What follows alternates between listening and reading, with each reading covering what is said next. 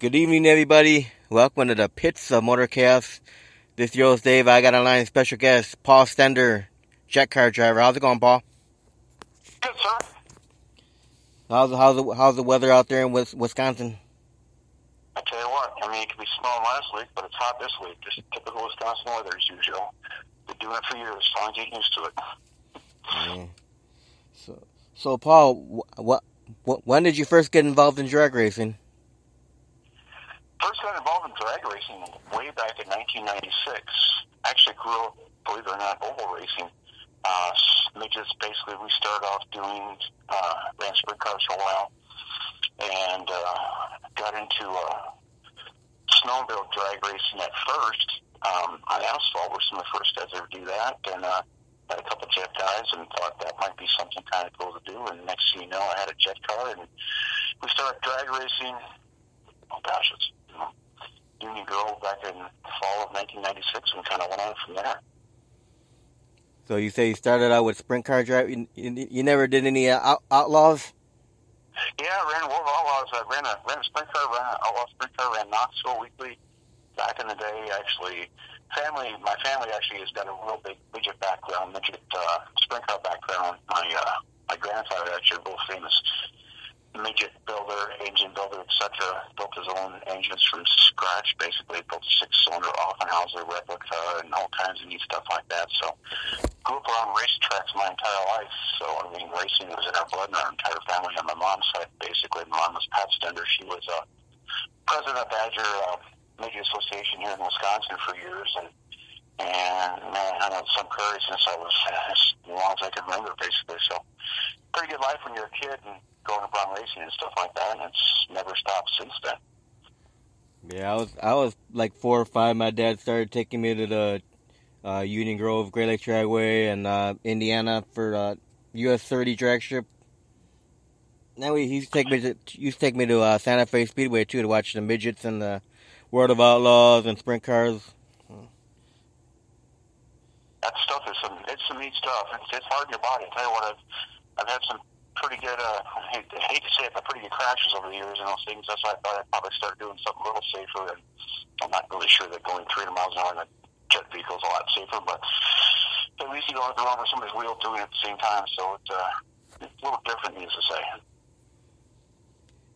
Did you ever go to the track Santa Fe Speedway in Illinois? Like Indianapolis and stuff like that, we've run some pretty big tracks and stuff like that, but I've never run anything. We ran with the sprint car and stuff like that. We ran Thursday Night Thunder shows and stuff like that. Ran USAC and ran stuff like that. Actually, crewed on car back in the day at the Indianapolis 500 track on Rich Overage back in the mid-'80s. So, we've always hung around always the big stuff, and we've gone to Indy since we were kids and stuff like that. So, I guess we're around every stage racing from small stuff, midgets all the way up to Indy cars and everything else through the whole deal. So that was always kind of a fun thing there too. I actually even crewed on a NASCAR team for a few shows. I was actually jacking on my car. So we've done about everything you could think of in the racing industry. So it's been pretty good. But as far as jet-wise stuff goes, we started just doing drag racing, but it kind of took off from there. To the air show industry and such like that. We've done shows at air shows all over the world, Abu Dhabi, Puerto Rico, Trinidad, Tobago. We did basically every state in the province in Canada and stuff like that. So that's the neat thing about the jet stuff is, we really got around and got to travel a bunch like that and see everything. Yeah, there's a few guys out there doing that stuff at the airports these days. Yeah, it's a pretty fun deal. Every time you get to race a plane and stuff like that, it's pretty neat. And plus one thing about a lot of tracks, unfortunately, is some of these places got some pretty short shutdowns. The quarter mile's fine, but you only got less than a quarter mile to stop when you're going 300 miles an hour, which doesn't make it a lot of fun. At least at air show, we've got a mile and a half of work, but 2 miles from this place. So you can go as fast as you want to. The bodies don't stand so long in the car, but for the truck, but yeah, you can really run down some good numbers in a sense. We're sitting mid 300 mile an hour range. It's pretty crazy when you think you're driving a jet school bus or a jet pickup truck or something like that. That's got almost 50,000 horsepower and you're going that fast. So pretty exciting. Now I know you sold the jet school bus. Yeah, Yeah, that's over in Colorado now. Bill Burke's is gonna run that this year.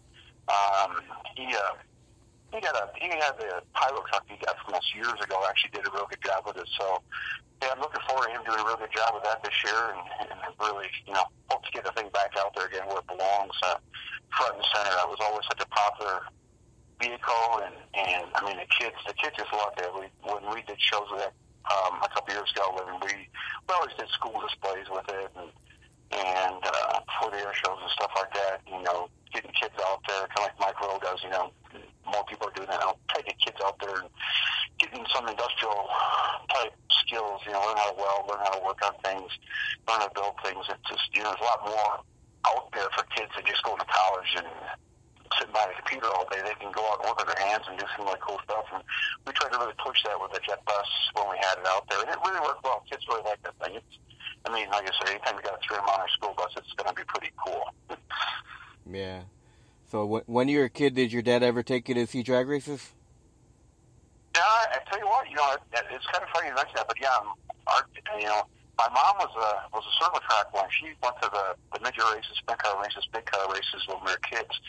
But I remember my dad taking us to Union Grove Raceway back. I mean, we weren't very big because they still had rocket cars then, and rocket cars haven't run forever. And we got to watch these rocket cars run. I remember Doug Rose being out with Green Mamba.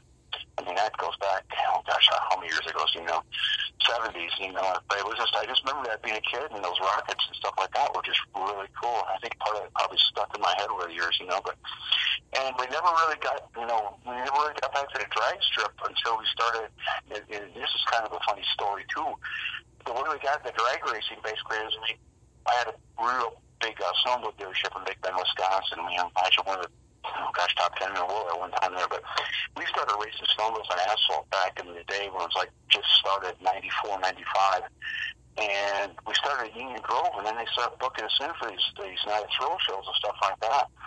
Then, I met a couple of jet car guys, and by that time I had, third or fourth concussion, a midget, and popping asthma. I had one crash and much other stuff. So I figured I better look for something a little safer to do. So I saw a Jet Funny car that was for sale, and I said, "Oh heck, this looks like a pretty neat deal. You get to go out and go fast and get paid to do it." And in 1996, we bought the Jazz Funny car from a driver out east, and it just ballooned from there. And it's kind of crazy how big it got. I mean, we sat down and kind of figured out between what we own and built for Jets vehicles over the years. It's been over 30 Jets since 1996, so we're definitely one of the bigger jet teams that we had out there. So I think we're on a jet, I think we're on our 5th jet forward right now, in fact. So we've been running about everything you could think of, from, jet small stuff, you've got a jet outhouse, a jet dog house we had, up to, the big stuff, the jet beer truck, the jet school bus, of course. We built jet semis, and hopefully soon that maybe we'll eventually get that Top Gun truck done that we're building with the F-16 motor, and that's going to be a pretty neat piece. That'll be like almost 60,000 horsepower. So, like I said, we hope to see how that turns out and be out there again. So, what year did you get your jet pilot license? Got it in 96, actually. I got it out in Atco, New Jersey. Bob Van Sciver is a really famous race, a jet racer, actually, and he owns Atco Raceway. And I remember doing my deal was you give you your license out, you could do this track, but you had to give him a free show. It was always kind of funny out there. But I did my first jet runs I did my first ever fire jet up in Big Bend, Wisconsin, downtown. That was always pretty exciting.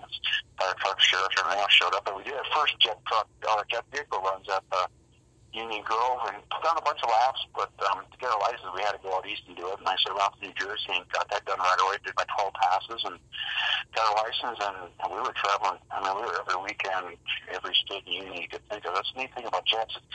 Jet car guys are kind of like the top fuel guys were back in the old days before they got so expensive to run. They could match race anywhere, and that's what the jet guys are, still doing now. Basically, the wheel standard guys and exhibition guys, you get to go pretty much everywhere every weekend and do a show somewhere, some track in the middle of nowhere sometimes, but it's a blast. It's a really neat life. Now, have you ever done any car burning? Oh yeah, I've built some car burners.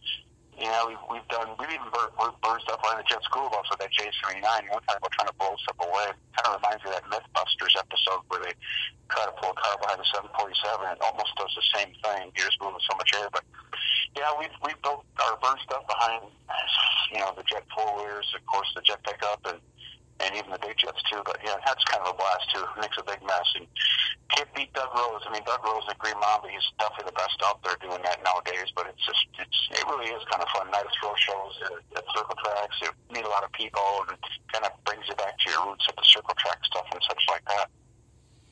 Yeah, the end of this month, Great Lakes Dragway has the Night of Fire. Yeah, they had that, and we kind of, it's kind of a neat thing, too, because being in Wisconsin, I think Wisconsin probably, they pretty much started the Night of Fire shows. Kaukauna and Plover and La Crosse and a lot of these tracks. That's where they kind of got that whole, the school bus races and trailer races and stuff like that. They pack them in. It's standing room in most of these places. You can't, it's getting hard to get a good crowd at a stock car race nowadays, but when you got a Night of Thrills there, it's just a sell every time. People love the stuff. It really is a blast, and it's fun going out and performing in front of people. When we did our deal, we take 3 jets every day. We had the jet outhouse and the jet Polaris Razor with a T-58, and that was a pretty neat deal. And plus with the burn jet, and we'll do three different shows each night in front of the crowd. And it was a blast. Kids loved it, and it was really, really fun doing that stuff. So look forward to doing that here, hopefully this year again. So how many years has it been since you've been to Union Grove? Oh gosh, I haven't. We tried to get down to Grove again, and we just never seemed to get together with it. We were supposed to run down there last year, and couldn't quite get together with them. So who knows? Maybe we'll get down there again. But it's there's enough other drag strips around where we can run pretty much anywhere for this stuff. So, but yeah, it's one of those deals. Sometimes it just doesn't always work out for each track, but hey, it's always a future we can look forward to. So, we got a couple big shows coming up. Maybe we can do something there. You never know. We'll see. Yeah. But you won't get to see Broadway Bob out there with his beer in his hand. Rest in peace, Broadway Bob. Yeah, the thing is, that was a cool thing. Actually, when I started running, Broadway Bob was still around yet. And you want to talk about a character. I remember being a kid. We'd go cruising on Highway 100 in Milwaukee there, basically. He'd be out there handing out flyers on Friday nights and stuff like that. That guy was a promoter. Second to none. You grow up around guys like that and see what they do and stuff like that. You can't help but, just learn and try to copy and what they do and stuff like that. But yeah, Broadway, he definitely knew what he was doing. He'd get people in there. He pissed off a lot of guys over the years. Sometimes you shut down like 20, 30 feet early on your pass, and he'd try to cut you $100, $200, but he's tough, and most of the promoters always were, but tell you what, he was definitely one of the coolest guys. His Cadillac convertible and all that neat stuff like that. He'd be out there riding with a beer in one hand and sitting on top of a front end of a Doug Rose's Green Mamba, doing burner props up the line. The crowd went nuts. It was really neat. It was a great area to grow up in with going to the track, but he was there definitely. Yeah, there'll never be another Broadway. Yeah, promotions like that, it's unfortunate. You only so many places that do that. You go to Norwalk does a really nice Night of Thrill shows. There's not a lot of really good Night of Thrill shows. The trouble is, it's just, the fuel cars cost so much to run, and you run a lap of those things. You just break parts left and right, and they're expensive to run, and just, unfortunately, it seems like we always see the same cars every time, and just, it's cool to get around with it and see some of these different places that really put on some really neat shows and stuff like that. Norwalk does a really good deal. They get big jets. They get, jet semis in, everything you could think of under the sun. They get fuel cars. They probably got 8 NHRA fuel cars that run at their Night of Thrills. It's just crazy. And those are the kind of mind of shows that did back in the old days when, you really had a lot of different variety of vehicles and stuff like that they ran, 4 or 6 wheel standards, not just 1 or 2, so it's always a blast to go see that stuff. And that, it really is neat to get out there and see it. Yeah. So now, when you first started jet car driving, was anybody out there inspirational to you at all? One more time? I said, when you first started driving jet cars, was there anybody out there that was inspirational to you? I didn't quite catch the whole thing. You break it up on me a little bit here. Must be my phone here a little bit, but when I first started driving... Yeah, when you first started driving jet cars, was there anybody out there that was inspirational to you? Oh, yeah. Guys that look up to and stuff like that, yeah. a lot of guys. I mean, Hannah's were always good. They always did really cool stuff. Bob, I got the jazz car from Rosberg. I mean, Dick Rosberg, he is one of the best jet guys in the country. Bob Moulton with the jet truck. You watch him do his show, it's pretty neat. Even Les Shockley, him and I love actually. We fought tooth and nail and argued left and right, but I tell you what, seeing him build that 3-engine truck and what he did with it and stuff like that was really, really impressive, And just, I'm trying to think of, even some of these other guys' names, but I could probably say the guy that really, really did really, struck me as being one of the better guys out there was Dick Rothberg. And his boy Terry's been running really, really well now and stuff like that, too. So it's really cool. And we get to learn off those guys, too. It was pretty spectacular. So it's, yeah, I kind of reminisce them. I miss those old days a little bit now. They were pretty neat back then. Definitely, a lot's changed since then, Yeah. So when you started driving jet cars, did your family support you? Yeah, I didn't. Unfortunately, my parents, passed away. My dad was around for a little bit when I ran the jet. My mom never got to see me run. I'm not sure what she'd think about it. Probably sure she's looking down and going, like, what the heck am I doing, But, yeah, my dad thought it was pretty cool. He thought it was kind of crazy, too. But then again, it was probably... At least I wasn't going to the hospital every, once or twice a month, and like I did in a sprint car midget, so it was at least better that way, So, but yeah, they always were really good, and all the people I was with, my crew, I tell you what, the crew people I had over the years, Mike Blazer, Matt Blazer, Steve, Randy, all these guys that helped me over the years, they were always, all my friends are real supportive, and really, it's sometimes that's a big part too. Just getting guys that would, get out there and help you and do this week after week and stuff like that. It's hard to do by yourself, and getting a good crew and stuff like that is just pivotal in this, to make this deal work for you. So now, when you ran jet cars, did you have any sponsors? No, that was one of the things about jets. It was kind of. You got paid to race basically, which was we go out and race a sprint car. No matter what you won, you spent $15 a night to your tire bill, your engine bill, and then I said about $1,500 a night, I should say, just to run the thing. And for what? Sometimes best they ever pay is $1,000 a win usually, unless you're in Knoxville. So sometimes you're walking out. You're losing money every night. At least with the jet stuff, we were doing really well. The air shows we were doing really well. So it's actually a self-supporting business basically, which is nice. You didn't have to worry about having sponsors and stuff. So it was definitely a change of pace from what I was used to back in the sprint car midget, and even hanging around the big car days and stuff like that. So small stuff, probably sponsor stuff like that. Everybody has, of course, but it was. We always tried to do. Get into the bigger stuff. We did a lot of TV shows. We built one of our jet trucks on Monster Garage back in 2005. We did some stuff on NBC. We did a bunch of stuff with Fox. And we were always real close to getting a reality show. And then we probably had 6 really good opportunities to do that. We just could never quite get over that last hump to get, the guys to sign a deal on that thing. But I think it would have been a pretty neat deal, and I think it would have really opened up a lot of people's eyes to jets and stuff like that, because a lot of people don't really realize what these things are. It's kind of still really a specialized type of, going fast racing, whatever you want to call it, but a lot of people still haven't witnessed it yet. But if you ever get on national TV or something like that, I think that would really make it take off big time. Yeah. So now, for you, what was it like to get behind the wheel for the first time of a jet car? What time did the first time of a jet car? What now? What was it like getting behind the wheel for the first time of a jet car? The first time I ever ran one? Yeah. Yeah, that was actually the first time I ran one forever was in Union Grove.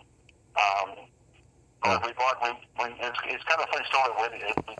We watched some jets running at the Night of Thrills down at Union Grove when we had our sleds down there, and just found out that a jet car was for sale out east, and we took a drive out there, looked at it. It was the Jazz car, which is one of the fastest jet funny cars built. Bob Ballou, that's his name, like Bob Ballou, but it's called the Jazz. And it was, we looked at it, we're like, oh man, this is a cool thing. We ended up coming back, not buying it, thinking ourselves, it's cool, but should we do it? And believe it or not, we got on the phone, and a week later we had them all out here, and we took it down to Union Grove the first time and ran it, and we ended up going to Pro Jet Nationals that year, which was the big tour. Actually, back then we actually kind of had competitions for jets, and I ended up getting Rookie of the Year that year for Pro Jet, which I thought was pretty cool in 1996, and we she just missed making the finals. We actually had an afterburner line break going up for the line for the semi actually, but I think we would have done a pretty good job. I didn't even could the whole thing, but I think we did really good for our first year. And next year we had the Dodge Ramjet. Was a basically a 1994 Dodge with a J60 Pratt & Whitney. It's one of the more famous trucks out there. Neil Darnell owns that one now. And we still ran that along with the funny car. Then we started adding on, the jet four-wheelers. We had a jet motorcycle. Yeah, you start thinking of all these jets we had. Of course, like I said, we had a jet outhouse, jet doghouse, two jet fire trucks, 5 jet forwarders, jet razor, 6 semis I think we've had over the years. Just jet everything, 2 jet school buses, and we've run about everything you could think of.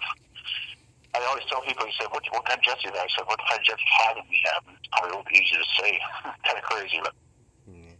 But what was the experience like, though, getting behind the wheel the first time of a jet car? It wasn't that, that's the cool thing about it, I mean, I hate to say it sounds really, you kind of wouldn't think so, but, the thing about jet cars is that they do, when they're running, they do really good, they drive really straight. I mean, you take off, you just point the thing at the end of the track. But when you shut them off, that's when they get really kind of finicky. Basically, the engine shuts off, the chassis unloads, the parachute comes off. When the parachute comes out, when the parachute hits, it lifts the back of the car up, a foot off the ground. You can get a crossing or something like that, and you can. I mean, I've gotten really close to being upside down in jets more often than I like to think, and I really like to think that my midget and sprint car experience sometimes help you in this thing. I mean, I remember. And this goes back to a story that I did out in Salinas, California, where I had an air show, and I took Bill Rundle for a ride. People I know Bill Rundle was Eagle Knievel's crew chief back in the day, and even through Robbie Knievel and stuff like that, one of the more famous crew chiefs on motorcycles in the world. And I took him for a ride because Robbie was doing a jump out there. And we did a pretty solid run, probably 350, 360 miles an hour in the Dodge Ramjet. And I pulled the chute just when we crossed the crisscross runway, basically, and the thing unloaded itself. It got really super sideways, and it got up on 2 wheels pretty hard. I remember getting this thing back on the ground, and Bill jumping out of his truck, taking his helmet off, and just screaming. I don't even want to say it was screaming, but he said, "That's the coolest thing I ever did in my entire life." I got thinking to myself, this guy was Eagle Knievel's crew chief, and the coolest thing he ever did his entire life was ride with me. I thought it was actually a pretty special moment. But yeah, I tell you what, saving those things sometimes got to be kind of a chore. So now, when you first started driving jet cars, did you get any advice from any other jet car drivers out there? Oh yeah, I mean, that was the thing when you got your license. You had, guys were always telling you, giving the points. Pat Davis and 2 guys. So when you get your license, 2 guys have to sign off on your license. Pat Davis now he's a real famous jet car driver. He had the under pressure jet funny car, and he's also got the jet ambulance. And Bob Bascott him like that sign off my license. And yeah, those 2 guys got a pivotal on telling me what to do and stuff like that. It's in jet cars. It's just there's a couple of real special things you don't do. You don't touch the brakes until the parachute hits. If you do, you're gonna be upside down. And you just got to be really, you just don't try to overdrive the things. That's the big thing. Because, I mean, I hate to say it, but it's hard. There's not that many jet cars in the world, and, it seems like 1 or 2 people are getting killed in the same driving every year. It's just not the safest thing out there. So you really got to stay on top of them. And, we lost enough people that we, knew with us. And, gosh, all these other, I mean, there's just a lot of people that killed in jet cars over the years, As far as maintenance-wise, keeping up on top of things, my buddy Tim Arfons, it's our Arfons boy, the land speed record holder. He always, kept me on top of the engine stuff and what to do there and save things, because even those things are easy to kill, too. I mean, it's like, even though the jet bus engine probably has gone 20 years, but I mean, sometimes the smaller stuff, you could burn one up in, every other show. You got to really be careful with the smaller stuff. So you got to stay on top of that stuff too. So it's just a lot of advice you get from all these guys that really helps you. So now, Paul, with all the jet cars you've had throughout the years, which one did you have the fastest runtime with? Fastest one we ever run, and the most fun I ever had was one within the Dodge Ramjet. That one we ran for, we had that in 1997. We ran that up to almost probably 15 years, actually.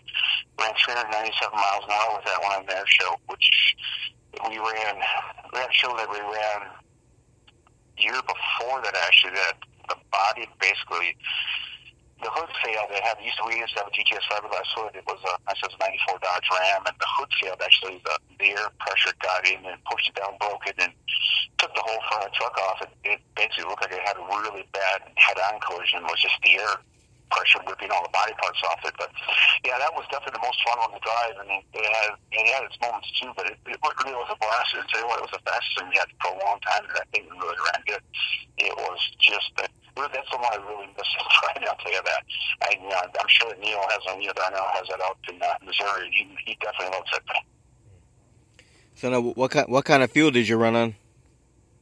That's the cool thing about Jet. They're not terribly picky. Some of the smaller stuff is a little bit. The bus you run, the J79, that big F4 Phantom engine, that thing will run diesel fuel, kerosene, JPA, Jet A, whatever you threw at it. It didn't really care too much. Smaller stuff is a little pickier, but yeah, the cool thing about diesel when you're running things is it smokes a lot more, the fire's a lot bigger, such like that. So it puts on a little better show. So now, when you used to do jet car racing at the drag race tracks, what went in the preparation for you to get the jet car ready to go drag racing at the track? There wasn't really a lot to do. That's a nice thing about these things. The turnaround's pretty quick on them. I mean, you basically have the car, get ready, pack the parachutes, put fuel in it, air pressure, typical, go over everything, make sure it goes, runs right, make sure the batteries are charged for the starter card. Go up to the line, your crew plugs you in, you fire it up, unplug it, do your fire show, do a bunch of burner pops, go out there, make your run, pull the chutes, pull it back, just do the same all over again. So most of the time we ran 2 or 3 times a night, and as far as that was, I mean, we really weren't worrying about you didn't change tires, you didn't have to worry about the wing, you didn't have to worry about a lot of things, cleaning the mud off at number one, it's a nice thing. But it's just, it was actually pretty, I don't say totally simple, but compared to a fuel car where you got to rebuild the motor every time, you never touched the engine. It was always, it always ran basically. So that's one good thing about it. And the turnaround time is actually really, really quick on it. So now, going to all these different tracks, what were some of your favorite tracks to run on? Well, I mean, the funny ones, the good ones are running down south. I mean, it just seems like either you're going uphill or downhill, or the shut-off area's got a 90-degree turn, a 100-degree turn at the end through a bank. It's just all kinds of fun stuff like that, or that, or the rougher than heck. So they're pretty memorable. But up here, there are some really nice. You go to Norwalk, I think it's one of the neater tracks around. That place is a blast. When we ran down an IRP, I guess they call it ORP, Indianapolis Raceway Park a few times. That place is really neat too. We ran Cordova. Cordova always had really neat jet shows. But unfortunately, we came back, or we came through after US 30 and all these really cool tracks, these real famous ones back in the day were running, so we didn't get a chance to run that stuff. But we actually did run, when we first started running, we ran Union Grove before the new lights got in, so that was always a pretty exciting thing. People remember that place with the lights that were always in and down the track. They didn't have to really come up with the lighting and stuff like that, so that place was pretty exciting back in the day too, and they had the guardrails right up there, it was real narrow and stuff like that, so. But yeah, it's just, I guess I would say it was never a bad track, but it's just, just a lot of different, a lot of different stuff out there. And again, sometimes your skill from going through holes and big race trucks came into play on some of these drag strips too, which you wouldn't think so. But man, there's some rough joints out there. Really made it pretty exciting. I'll tell you that. Yeah.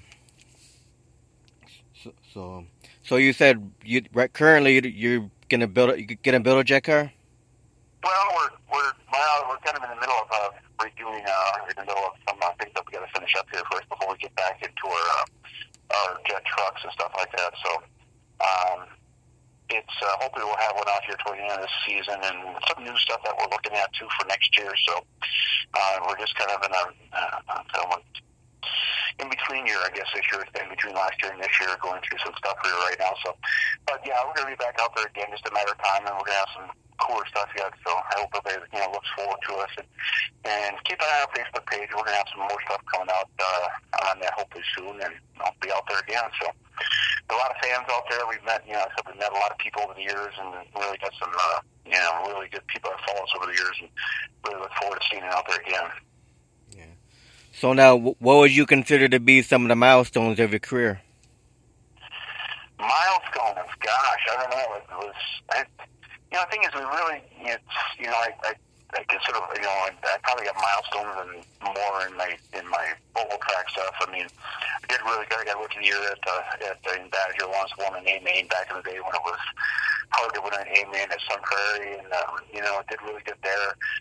Got the Pro Jet in my first year in the Jet vehicle, got Pro Jet rookie year, and just the fact that we always went out there and did really well. I mean, a lot of people, loved our shows, and the kids loved them, and when we had, and this is kind of funny too, but back when we do air shows, we take our do great days there and stuff like that, and people would even, they would love those guys as much. The air show people were really cool. They're just a great family to be running with and stuff like that. And like I said, I really can't wait to get back out there again, and we're going to definitely put some more stuff together this coming year. So look forward to seeing everybody out there. So now, have you ever had any accidents with jet cars or oval racing? No, I always tell people if you're doing an accident with a jet car, it's going to be talking to somebody else because it's not going to be me anymore. It's something I say you can't walk away from the crash, but guys have done it. But you're going that fast and it's just that light of a vehicle. Sometimes I'm not ever looking forward to it. Let's put it that way. So Bob both had he had an afterburner line come apart, and he burned himself terribly bad, and just that fire scares the heck out of me. That's one thing I would never want to be around, but it's no, I'm not gonna try to do that. Now, how about with oval racing? No accidents? Yeah, that's the oval racing. Yeah, that's been another experience entirely. I've probably some more memorable crashes at some of those things that I've had. I can't even imagine how many broken ones I've done that. I've had some global relaxations where we've crashed so hard. Your eyes come out of your sockets, basically. You couldn't. Midget sprint car guys. That's a tough deal. I've seen so many guys get killed doing that deal too. It's crazy, but that's a freaking tough life. It's hard on your body, and it's hard to do. So I'm pretty glad I survived that part of my life. So I'm not going back to do that anytime soon. So. Yeah, so now, Paul, if anyone's listening right now and they're thinking about driving a jet car, what kind of advice would you give them? Boy, to drive a jet car, I don't know if I'd give them any advice. Fly the car, find something expensive to get into, and, just make sure you stay on top of it, and just,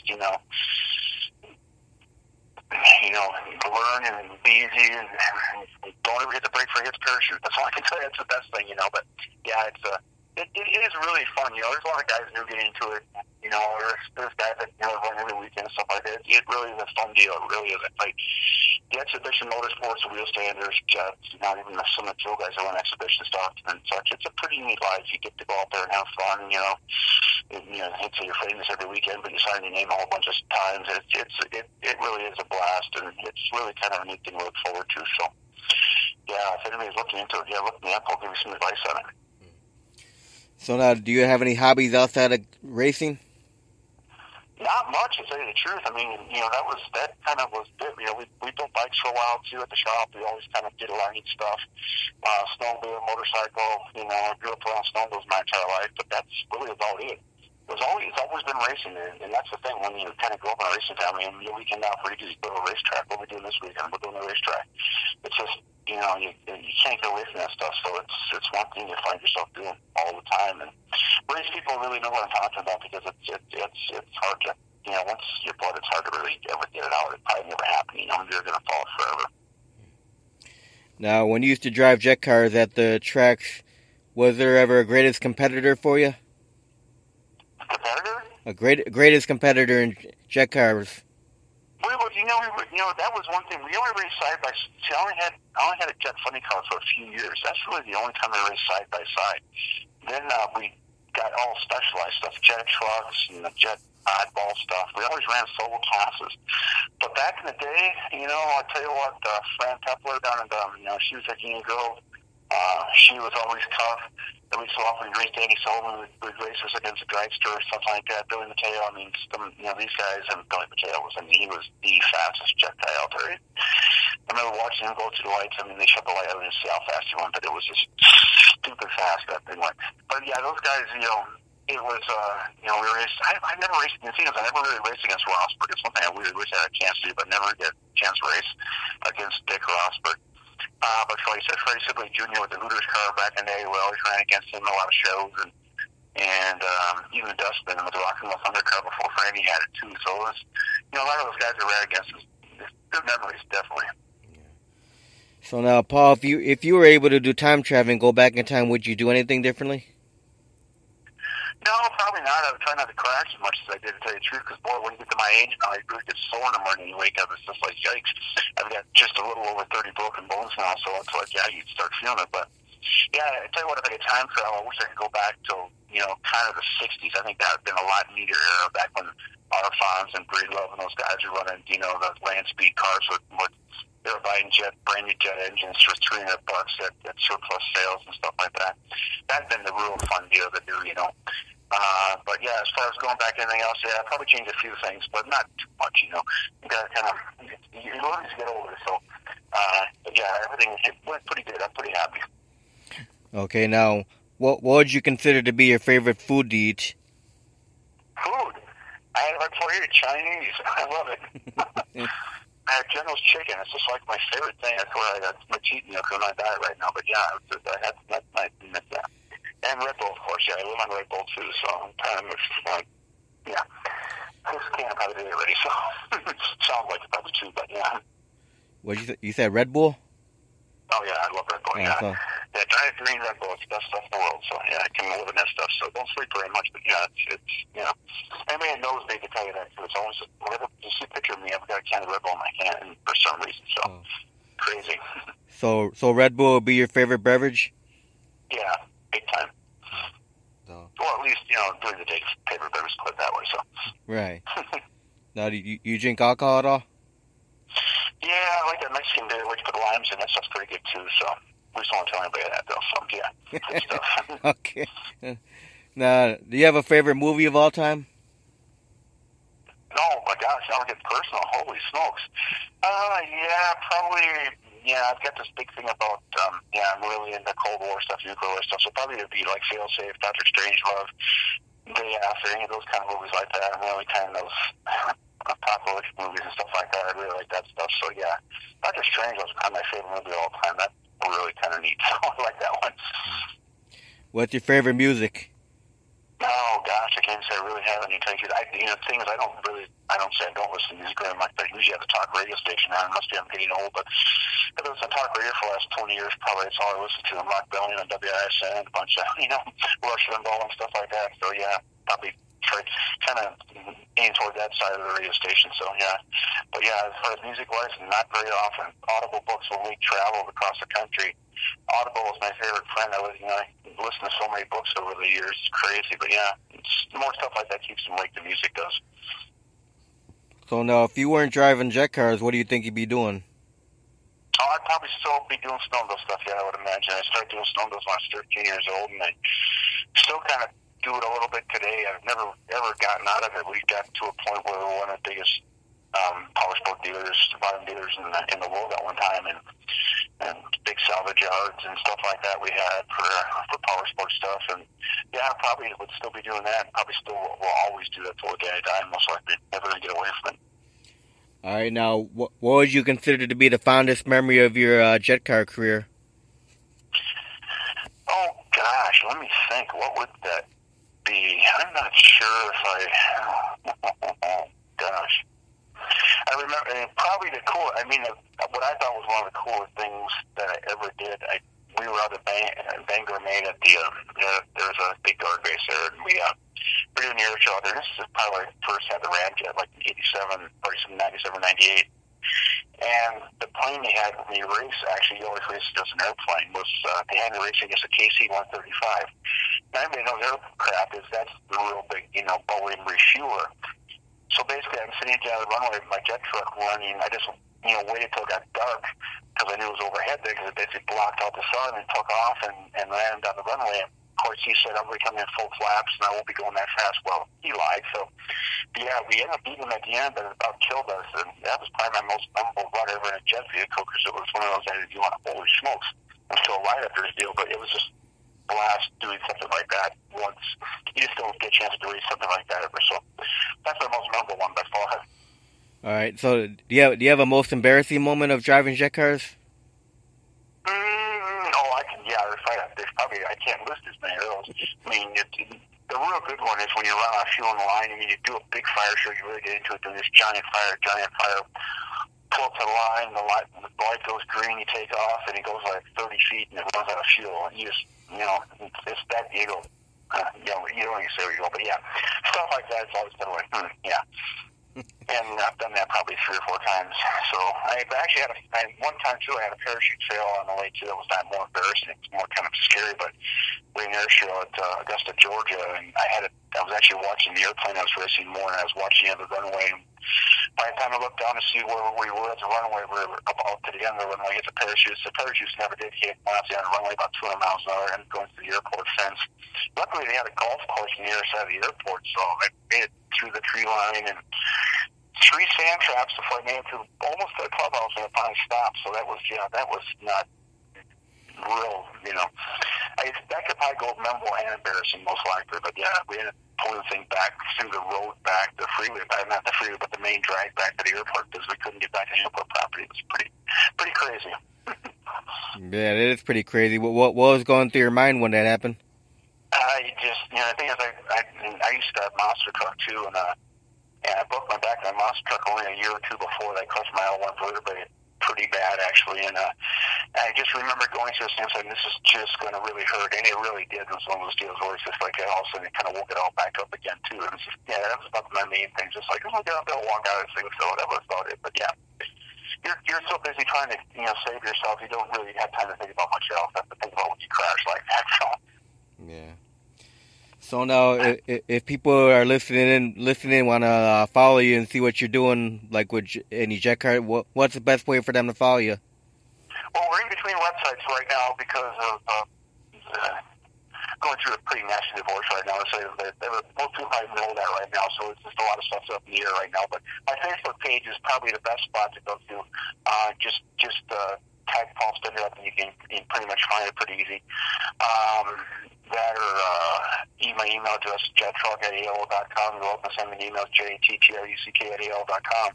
Easy to find. So, and yeah, we'll have our stuff all back up here soon and back rolling again. So, well, Paul, I want to thank you very much for taking time to talk to me tonight. I appreciate it, man. Thanks for calling. It's kind of neat talk about stuff all over again. So yeah, look forward to seeing you down the road and seeing everybody down the road, and let's hope we do this again. Any final words? That's it. Just light her up and let's hit her. All right. Well, thanks again, Paul. You have a great night. Thanks again. You too. Bye-bye.